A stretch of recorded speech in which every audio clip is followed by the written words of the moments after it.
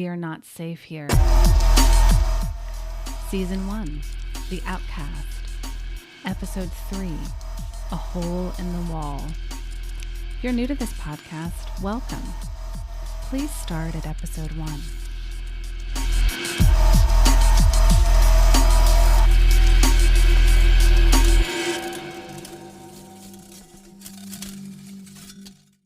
Are you ready? Katrina asked outside the door of Mr. J's class. Betty's palms were slick with sweat and her stomach hurt. She nodded. Katrina looked at her skeptically. I thought you were bad, she said. You stole a car, didn't you? This is just like that, except it's much smaller. And your dad is hundreds of miles away. Betty nodded again, still nauseated. I'm not really a planner. My crimes are more spur of the moment. Get over yourself, Katrina said as she opened the door. Mr. J was sitting on his desk again, rapping with 4 girls, one of whom was Valerie. Betty's heart leaped into her throat. She looked down, avoiding Valerie's eyes.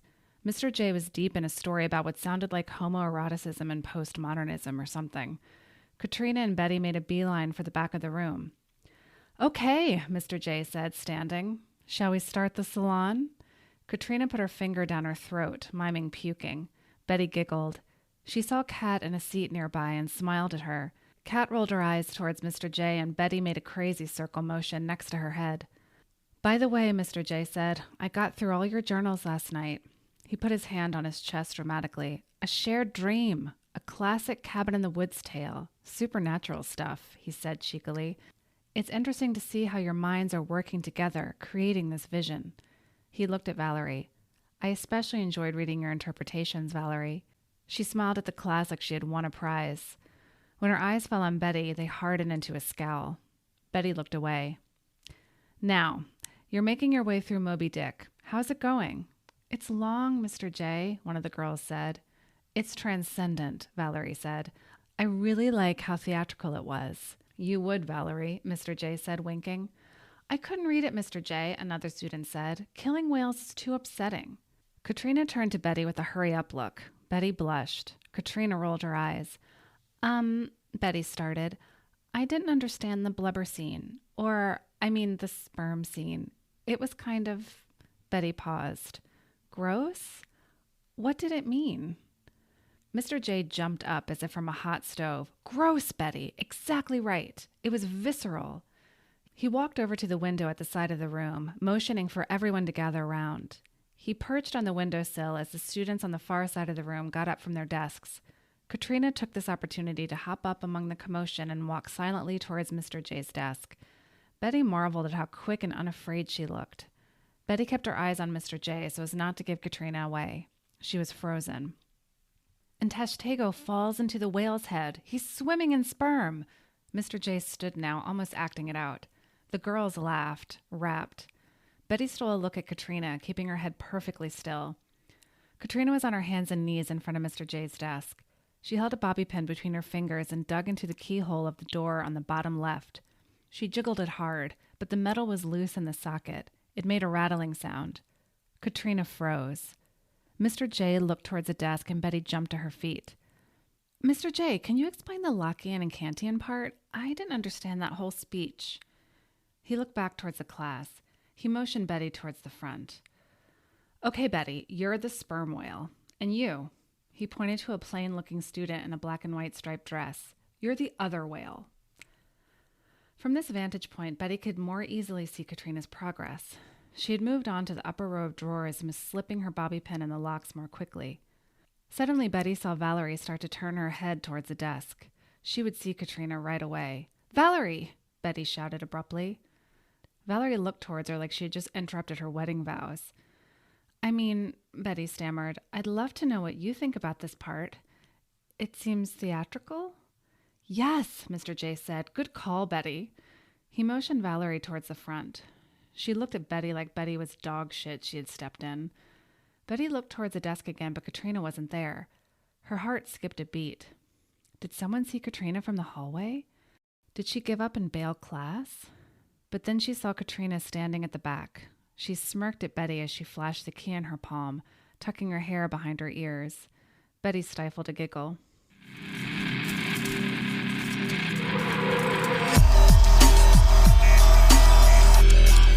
They met outside his office during study hall.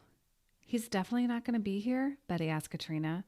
"No, he's teaching this period. Delia and Kim are in his class right now." "But what if he comes up here for his notes or something?" Betty looked down the hallway as if someone would round the corner any minute. They were on the top floor of the building. The teachers' offices were all small and tucked inside one nook or another. Mr. J's was inside a small spire. They hovered outside the doorway, whispering as Katrina fiddled with the key. "Then go back to our room. I'll change your diaper when I'm done here." "Ha ha," Betty said. Katrina opened the door slowly. His room was a circle. He had custom curved bookcases across the walls. It was filled to the brim with books. His desk sat in the middle, messy with paper and 2 old mugs of coffee. Some piles of hardcover books were stacked in the middle of the floor. The window was open a crack. It looked down on the playing fields. It was where Betty had been assaulted only 2 nights ago. She touched her jaw gently. It was still tender. "Come on," Katrina whisper-shouted at her. She was opening the desk drawers. Betty moved away from the window and joined her. "It's a mess, of course," she said. "Let's divide and conquer. You take the right side and I'll take the left. We don't have much time, so only investigate if it's clearly from or about Zelda." Katrina nodded. "The good news is it's messy as hell. He won't notice if we tipped his desk upside down," she said. They started through the drawers. Betty rifled through old exam papers, half-graded term papers, a moldy apple core, and worn paperbacks when she heard Katrina gasp. "This is from her diary!" She held up some ripped pages with a shaking hand. "He kept it. The motherfucker kept it. He didn't even give it to her family." "What does it say?" Betty said. Katrina sat at Mr. J's desk and read it while Betty hovered over her. She could see the red rising in Katrina's cheeks. Her hands were shaking. "Fuck," she said. "What?" "It doesn't say anything." She handed the papers to Betty sharply, like she wanted her to take them away. "I feel not like myself when I'm in your class," Betty read aloud. "Stop," Katrina said. "It's just a couple of pages about how much she loves him. It doesn't give us any information." Betty saw a drawing in the corner of one of the pages of what must have been Zelda. It had a heart around it and a little note that said, "My favorite student." "Why did he keep these, though?" "Because he's a narcissist," Katrina said. "But how did he get them?" Betty continued. "Didn't you say she left her diary in the forest?" "So?" Katrina asked, suddenly angry at Betty. "Well, if he ripped them out while she still had her diary, she would notice they were missing, and presumably she would ask him about it. But if he didn't, then he found it in the woods. After." Katrina stared at Betty, thinking. "Let's keep looking," she said finally. They rifled through the desk in silence. The minutes ticked by and there was nothing. Katrina wandered to his bookshelf, scanning the spines with her fingertips. Just then, Betty noticed a skinny drawer towards the bottom of the desk. They had both missed it. It was locked. "Can you pick this lock?" Betty asked Katrina. Katrina crouched down next to her. She examined the keyhole briefly. "I don't know," she said, pulling a pin out of her hair. She stuck it in and wiggled it around. Nothing happened. She took another pen and turned them together in some intricate choreography. Still, nothing happened. "There must be something good in there," Katrina said. She lay on the ground and reached below the desk. Her arm, up to her shoulder, disappeared underneath it, and she scrunched her face in concentration. Then it brightened. "Got it," she said. "What kind of idiot locks the front of a backless drawer?" "An English teacher," Betty said. They both giggled as Katrina pulled a stack of folded papers from underneath the desk. They spread them on the floor. "What is it?" Betty asked. They studied in silence. It looked like 2 overlapping maps. There were stars on various overlapping lines and a list of latitudes and longitudes along the margin. 45 degrees north, 90 degrees west, 61 degrees north, 9 degrees east was at the top, with variations and crossed-out coordinates down the line. "I can't make sense of this," Betty said. "This is the school," Katrina said. "Oh shit, really?" "Well, this part is." Katrina pointed to the left side of the map. "I can't tell what the other map is." Betty pulled out her notebook and copied some notes. She traced the parts of the map that were starred. "Are the stars in the woods?" she asked Katrina, who shrugged. "I can't tell what's going on, but the odds that it's in the woods are high. It's like 1,000,000 acres of forest around the school. I'm actually surprised they were allowed to build this here." "Huh," Betty said, thinking. "Oh shit, it's 2:30, Katrina said, jumping up. They looked out the window and saw people streaming out onto the playing fields. They would be late to their next class. Even worse, Mr. J could come to his office any minute.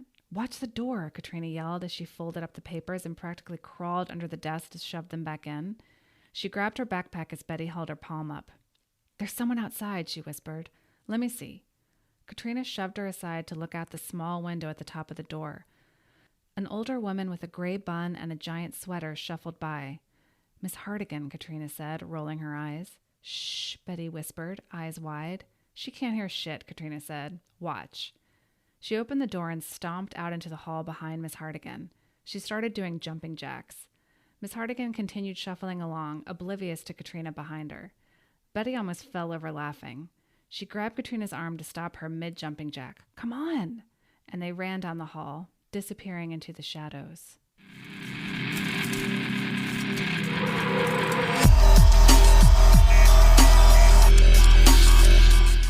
The next day, Betty returned to the library during her free period. There had not been another collective nightmare or Valerie attack since the first and second night, respectively.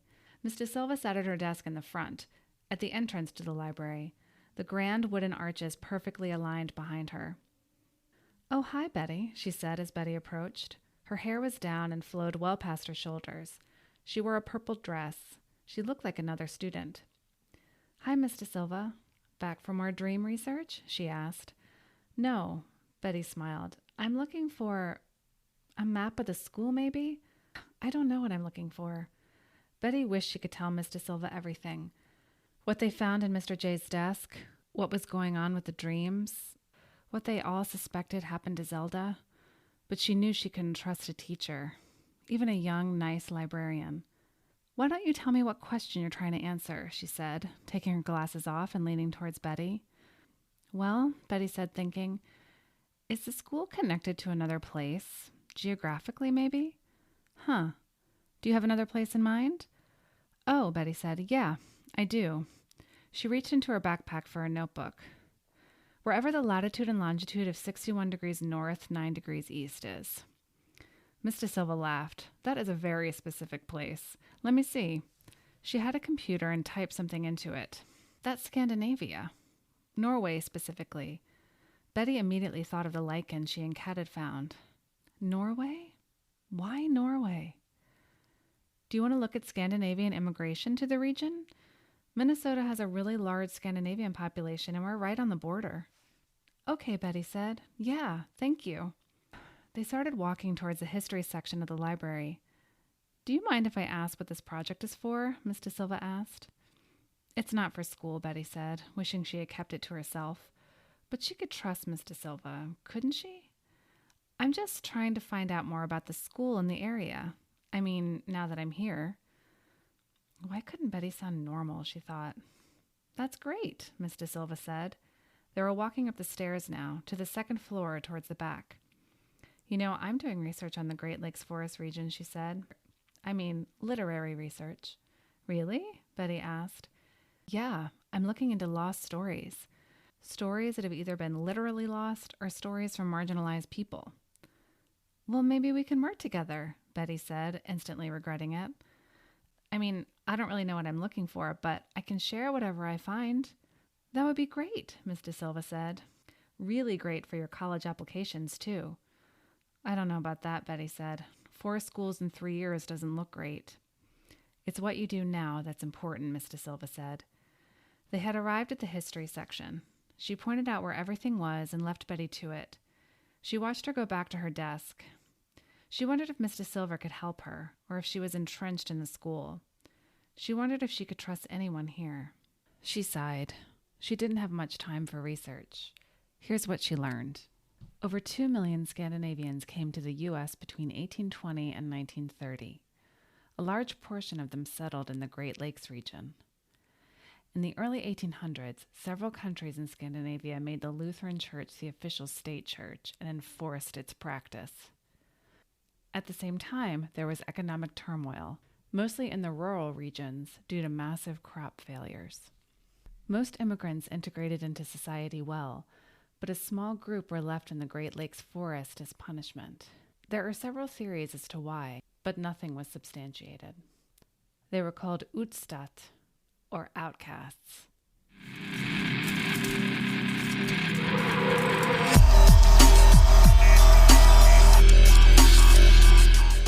It was lunchtime. They sat at their regular table. Kim wore all black, but had taken off her black lipstick because Mr. Manzini had threatened to demerit. She sat seething over her lentils. Delia accentuated her freckles with an oversized maroon sweater, and Tracy had drawn over her invisible eyebrows with a tiny arch. Katrina sat with her hair pulled over her face. I went to the library again today, Betty said. Oh, goody, Katrina said through her curls. What's up your butt? Kim asked. 3 words, Tracy said. PMS. I can't take any of you today, Katrina said, sitting back with her arms crossed. Katrina had been in a horrible mood since what they found in Mr. J's office.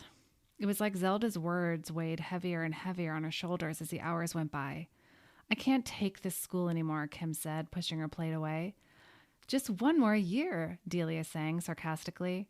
1 year and 3 months, Tracy added. It'll fly by. Tracy and Delia laughed while Kim and Katrina glared at them. They all sat in silence. Betty worried that digging into all this Zelda stuff wasn't good for Katrina.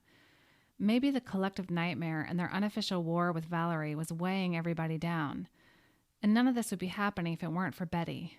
She stared into her soup, wishing she could disappear into it. Suddenly Delia said, Are Kat and Valerie not friends anymore? She was looking over at a table where Kat was alone, eating her lunch and reading.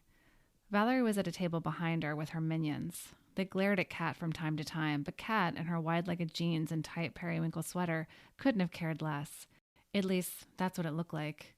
Thank God if she isn't. Kat's too good for Valerie, Tracy said. I feel like Kat's a floater anyway, Kim said. It can't be easy being the only black girl in this school, Katrina said. It's not easy being one of 3 Asian girls, Kim said. It sucks even for white people, and there are a million of us, Delia said. Everybody except Katrina laughed. She's really nice, Betty said. I actually have to go ask her something. She stood. Are you sure she wasn't part of the group that helped Valerie beat the shit out of you? Katrina said, smirking up at her. No, Betty said, of course not. Although now she couldn't be sure. And she didn't beat the shit out of me, she added. Yeah, because we saved your ass, Katrina said. Don't listen to her, Betty, Tracy said. We take any excuse to beat up Valerie and her friends. Tell us what Kat says. Get the dirt on Val, Delia said as Betty walked towards Kat. She felt Valerie's eyes like hot beams, but she kept her gaze down. Is it okay? Betty asked, pointing towards a seat next to Kat. Kat looked up from her book, smiling. Sure, she said. I hope I'm not interrupting, Betty said, stealing a look at the cover of Kat's novel, Dr. Blood Money. I love that book, she said. Yeah, me too, Kat said. I've read this so many times it's embarrassing. Betty smiled, not knowing how to begin, so jumping in. So I went to the library today. I was following up with something. And anyway, did it have something to do with the key you stole from Mr. J's desk? Kat asked. Oh, no, Betty started to lie, then realized it would be a waste of breath. Please don't tell. Oh my God, who would I tell? Mr. J? Mr. Wilbertson? Kat bellowed. Betty laughed. Thank you, she said. I try to keep my head down till I get out of this place, Kat said. These teachers are up to no good. What do you mean? Betty asked. Nothing. What did you find at the library? Do you remember when we found the lichen on the root outside, and Miss Ronslum said it was lichen that usually grew in Scandinavia? Yeah, that was so weird. Uh-huh. Well, at Mr. J's desk, we found a map of the school overlaid with some other map, and there were these coordinates on it, and it turns out those coordinates were in Scandinavia. Norway, specifically.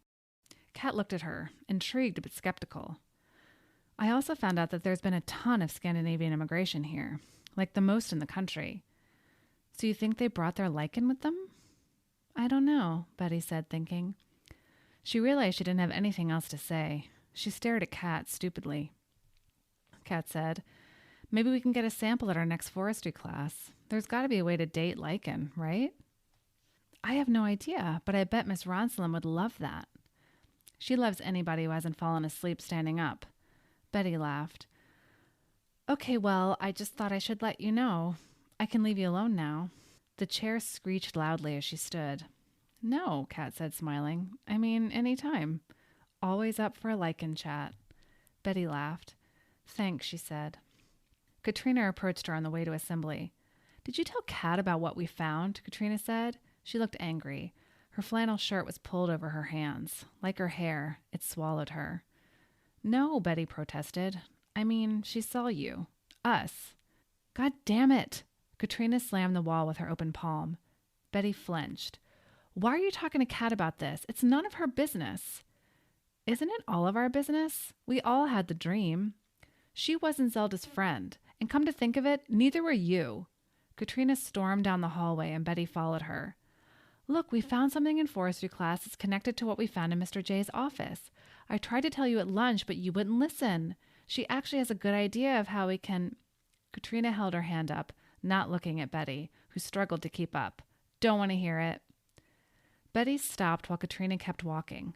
Fine, Betty yelled after her. Quiet, a teacher in a blue pantsuit who seemed to come out of nowhere said to her. Do you want a demerit? No, sorry, Betty said, scurrying towards the assembly hall.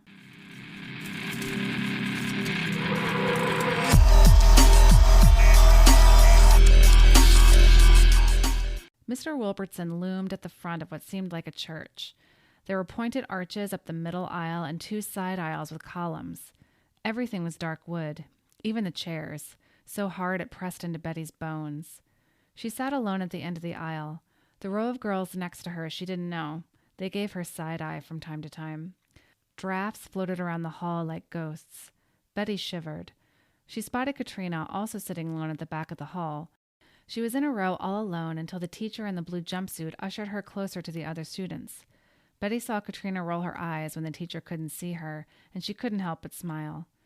She saw Tracy, Kim, and Delia sitting together on the outside edge of an aisle near the middle. They were somewhat obscured from the front by a giant column.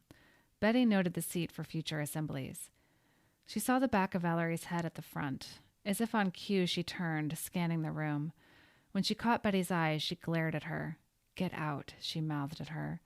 Betty looked down, her heart pounding. She had nowhere to go. Quiet! Mrs. Albert stood at the front next to Mr. Wilbertson. She wore bright red lipstick, the same as when Betty first met her, and a black skirt suit. A light from above shone down on them both, casting shadows down their faces. Welcome to our spring assembly, she continued. Mr. Wilbertson stood next to her as she spoke, arms clasped at his lower belly. He stared out at the students. Betty shivered.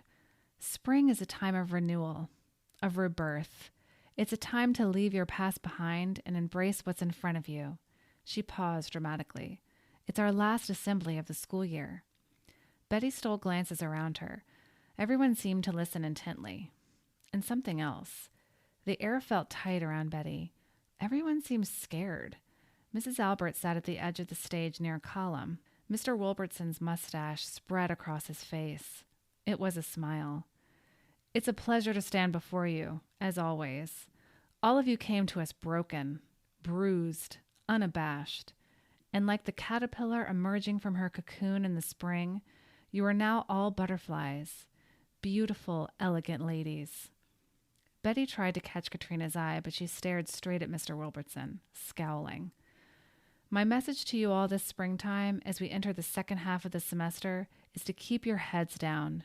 Do your work, stay quiet, and recommit yourself to the cloisters.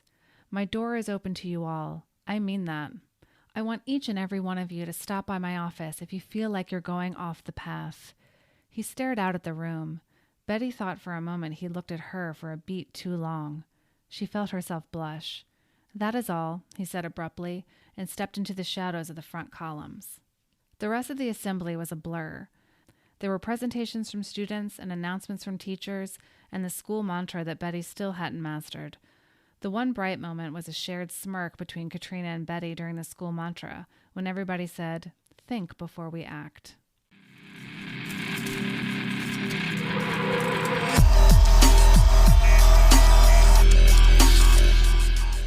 She ran into Valerie after assembly. She was looking for Katrina, to capitalize on their shared moment and make up. She didn't find her. She didn't find anyone. She was meandering her way back to the classrooms, lost in a small corridor between 2 strange offices, when 2 girls came out of nowhere and backed her into a corner. The wood was cold where it pressed against her skin.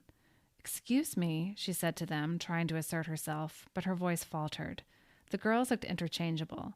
Pretty, white, long brown hair, thin arched brows. They smirked at her, saying nothing. Valerie rounded a corner. "I thought I told you to leave. Remember the other night? Or do we need to do that again?" She stood so close to Betty she could smell her breath, which was like strawberries.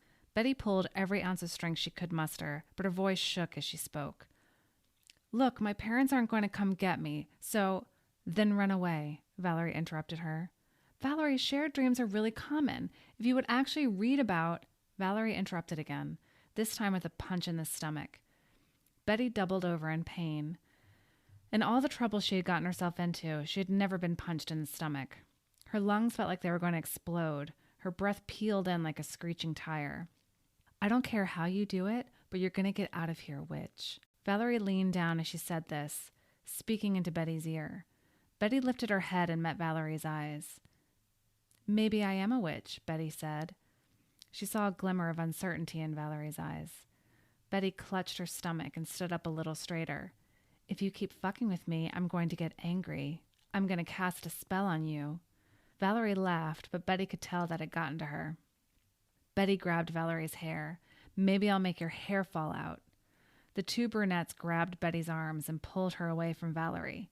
"And that would just be the beginning," Betty yelled. Valerie took a step back. "Let's go," she said to the two other girls.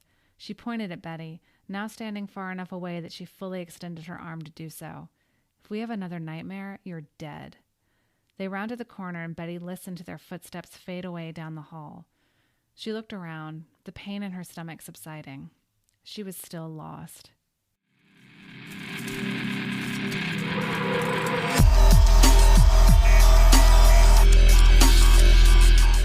Betty was on the ground.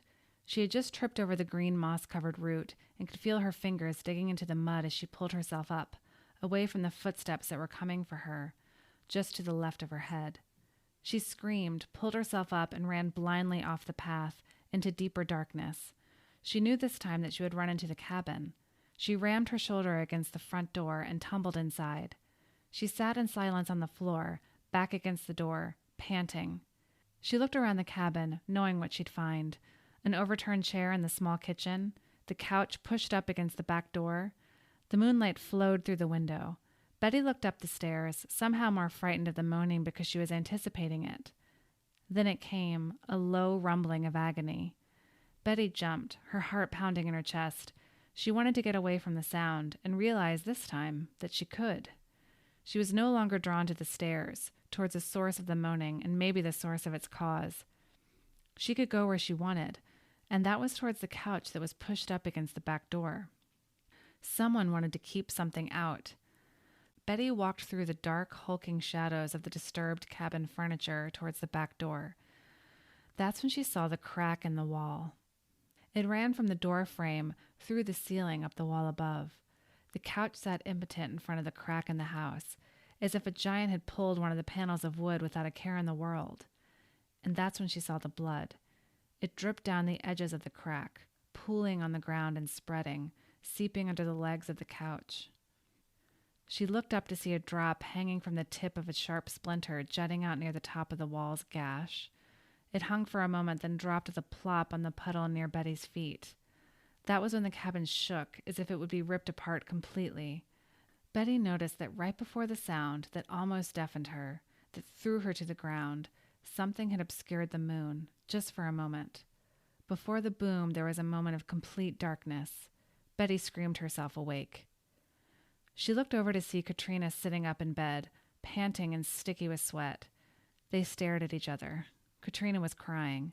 "Did you see it?" she asked. Betty nodded, then rubbed her eyes. "You saw the arm?" Betty looked up at her sharply. "The arm?" "Upstairs," Katrina said. Betty got up and sat at the end of Katrina's bed. "Tell me what you saw," she said. Katrina looked in shock. "The beginning was the same. Someone was chasing me. I ran into the cabin, then I heard the moaning sound. I didn't want to go upstairs, but it was like my feet had a mind of their own. I walked up the stairs as the moaning got louder and, more urgent. The more I heard it, the more I knew it was Zelda. But I still didn't want to go. I was so scared." Katrina stopped. She was crying. "It's okay," Betty whispered. "You would have run up the stairs if this was real." Katrina looked up at her. "Isn't this real?" Betty shook her head. There was an arm upstairs, an arm without a body. It sat at the very top of the stairs. The fingers were curled into the palm like the person was asleep. There were like 50 friendship bracelets. Then I saw where the shoulder should be. It just stopped. "Is that when you woke up?" Katrina nodded. "I heard the crash again, same as before." "That's not what happened in my dream," Betty said. She started to pace the room. "When I heard the moaning, I went the other way, towards the back of the cabin. There was a big hole in the wall, like it had been struck by lightning or like a bear had attacked the house, but of course no bear could do that." Katrina had pulled her knees up into her chest. Betty couldn't tell if she was listening. "There was blood on the wall," Betty finished.